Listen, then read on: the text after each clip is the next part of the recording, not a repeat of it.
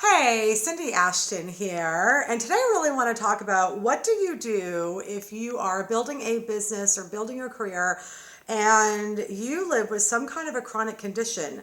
And over 50% of Canadians and Americans are actually living with a chronic condition, whether it's a chronic illness or it's some kind of an invisible illness, which is the same because it's an illness you can't see, or chronic pain or something. And so, one of the things that I have found very frustrating along my path is that before I didn't understand fully, I had a lot of business coaches and life coaches saying, well, you're not working hard enough. You got a time block. You've got to do this. You've got to do this. This is the only way to be successful as somebody who's chronically ill. And it's crazy because what it really came down to is that a normal person who normally functions don't understand the patterns that happen. And so for those of you living with some kind of a chronic issue, it's unpredictable. It's a freaking nightmare. Like, I just have to call it. So a lot of you who are living with invisible illness, you probably got that later in life. I was born with heart failure, 20% chance of living, multiple heart surgeries, been living in chronic pain ever since, and managing the heart illness this whole time. And there is no rule book. There is no chronic illness for dummies back then. There probably still isn't. And so I've literally spent my entire lifetime trying to figure out, like, I'm an ambitious person. I want to succeed. I want to do great stuff. How the freak do I do this? And I've literally had to figure all this shit out. And I have a pretty amazing resume. And while it is definitely still a struggle, quite a bit for me to be able to succeed, and takes a lot of work for me to manage everything, I've been able to do it. So hopefully a couple of these tips I'm going to give you are it's going to be super helpful. So the first is that I want to do, really honor people who are business and life coaches. You're doing great work. And here's my issue is that they're going on rules as if you're a normal person, and you're not. It's unpredictable. You can schedule, you can block time, you can have positive thoughts, you can take action, but sometimes your body just says F you, right?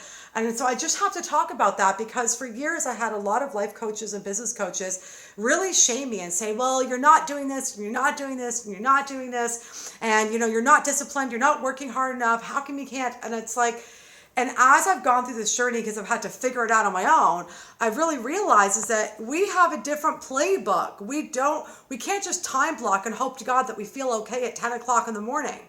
It just, it's unpredictable. So here's just a couple of few tips to kind of get you going. And if you love this, I would love for you to check out my new book and my new one-woman show coming to New York City, Liberate Your Voice, cindyashton.com/liberate your voice.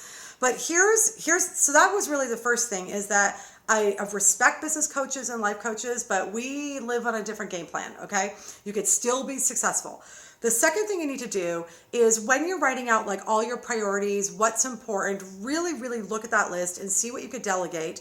But if you're not in that financial position yet that you can, because it's hard to run a business and be consistent when you're chronically ill, then I know this firsthand. There's been lots of up and downs with my income because of it.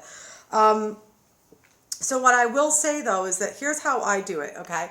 And hopefully this is insightful for you. The first thing I do is I write that priority list, and I always know that when I wake up in the morning, I kind of body scan and I go, okay, today's a harder day. Maybe I'm going to just try to get these two things done and I'll be successful. Or I'll wake up and I'm like, I'm like sunshine and roses. And so suddenly I can like conquer 5 universes that day. But at least I've got the list in an order of what's a priority.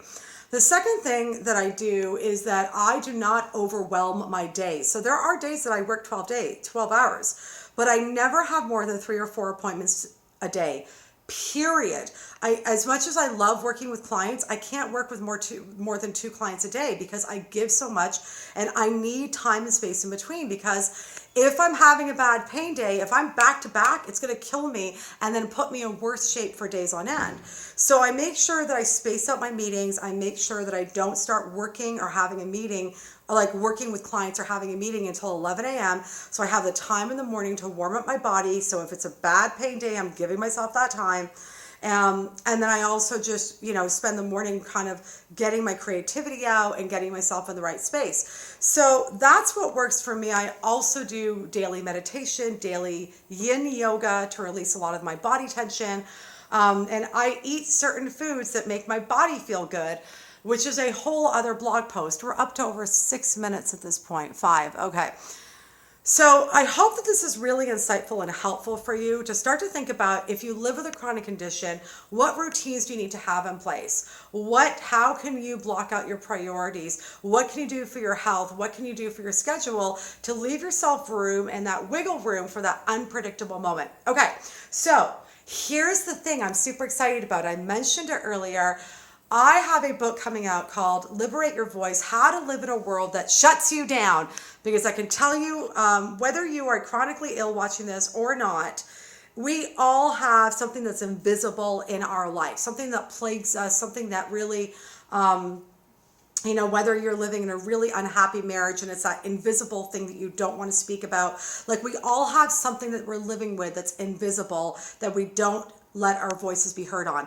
And we're always bombarded with other voices. So I'm super excited because my book and the One Woman Show in New York City is coming out on January 14th. Go to cindyashton.com/liberate your voice. Please, if you are excited about the book, you want to dive in and learn about how to let your voice be heard, not just if you're chronically ill. This is for everybody who feels like they've been shut down. How do you stand in your power? Listen to your own voice, not these outside voices, and really let your voice be heard. So if you are interested, please do order the book. I'm, going to autograph it for you and personally ship it. And for some of you, I'm going to sing a song and put it on social media and get you an action guide. So pre-order it. It's great for you to do it because of all the bonuses, but also it supports me as an artist to get the book out. And if you're in New York City, join us for Liberate Your Voice. I'm going to swoon you with some Broadway stuff. It's going to be fantastic. So cindyashton.com/liberate your voice. And if this is meaningful to you, please share it with everybody that you know, especially if you're living with a chronic illness, because God help them, I've been dealing with it since I was with birth, and most people haven't. So I've kind of had to figure this out. So if I can share with others, game on. All right, lots of love, everybody. Bye.